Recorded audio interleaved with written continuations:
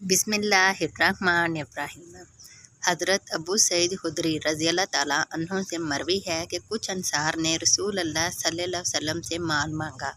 आपने इन्हें अता किया, उन्होंने फिर मांगा, आपने फिर दिया, हत्ता कि जब आपके पास जो कुछ था ख़त्म हो गया तो आपने फरमाया, मेरे पास जो भी माल होगा मैं वो तुमसे छुपा कर ना रखूँगा, और जो शख्स सवाल से परहेज़ करेगा अल्लाह ताला इसे मांगने से महफूज रखेगा, और जो शख्स सब्र करेगा अल्लाह ताला इसे साबर बनाएगा, और किसी शख्स को सब्र से ज़्यादा अच्छा और वसी अतिया नहीं दिया गया।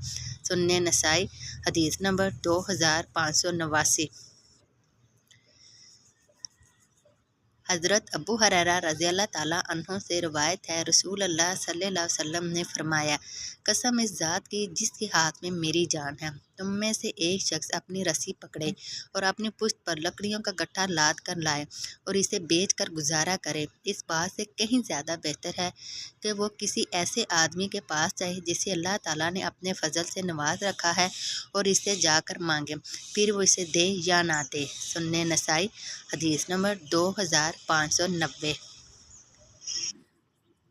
हज़रत सुबान रज़ी अल्लाह ताला अन्हों से रवायत है, रसूल अल्लाह सल्लल्लाहु अलैहि वसल्लम ने फरमाया, जो शख्स मुझे एक बात की ज़मानत दे दे इसके लिए जन्नत है, और वो बात ये है कि वो किसी इंसान से कुछ ना मांगेगा।